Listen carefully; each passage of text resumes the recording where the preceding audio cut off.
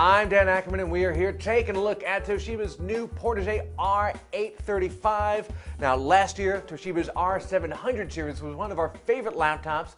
It really kind of aped that MacBook look, around the same size, same weight, 13-inch screen, a lot of the same features. So if you needed to get something that was maybe a little bit less expensive than a MacBook, or you just needed to be on Windows, that was our go-to choice.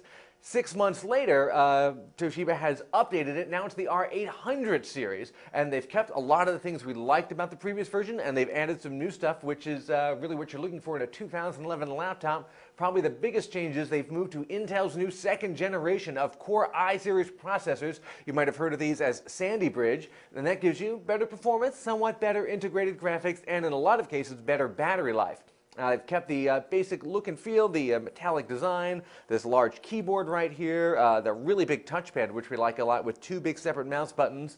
A lot of these smaller laptops tend to have one of those rocker bars instead of separate mouse buttons. Obviously, big separate buttons is where you want to be. But the biggest change here is by using those new Intel chips. Battery life on this new R800 version is almost twice as good as it was on last year's R700. We got a little bit more than 7 hours of battery life on this, and that's using our pretty grueling battery drain test. If you just use this casually, it'll definitely last you all day long. So if you're looking for something that's kind of vaguely 13-inch MacBook-like, but you need to be on Windows, or you only want to spend, let's say, $899, which is what these start at. They crawl up a little bit depending on what kind of options you get. Then the Toshiba Portege series, now the R800 version of it, remains one of our favorite choices.